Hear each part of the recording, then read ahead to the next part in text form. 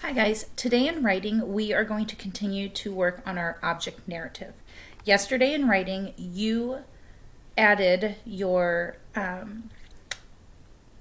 transition words, how to start each event on your timeline. Notice I wrote each morning, before long, eventually, unfortunately, and luckily. Okay. Yesterday in writing I showed you how to take the first event, okay, that's where I introduce the characters in the setting, and I showed you how to make that into a paragraph. Yesterday I wrote, each morning starts out the same for me. Mrs. Hamby floods the room with light when she arrives at school. I can hardly control my excitement as she walks towards me. Then she picks me up and pries off my lid. This is more painful than she realizes. She switches out the old stale water with fresh ice. I shiver and can see my breath. Okay.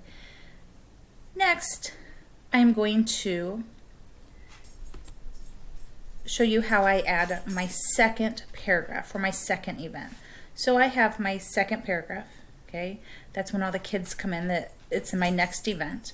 Okay, so I'm going to use this one. Okay, look here how I started a new paragraph. That means I indent the first line, but the rest of the lines come back to the red line margin. Okay, I took my transition word and then I took the events in here and I created a paragraph. I made sure that I included some show not tell words. Okay, it says, before long it's time for the kids to arrive. My blue straw is shaking in the ice water because I can't wait to see everyone. Mrs. Hamby takes a few quick sips from my long straw before she sets me down in a random place in the classroom. She soon forgets about me for the rest of the morning. I doze off and daydream as the time on the clock ticks away. Today in writing, you are going to do your first event and your second event. Okay? I want you to set the timer for about 20 or 25 minutes and get done with the first event and try to get done with the second one. Okay? Notice how I indent each event.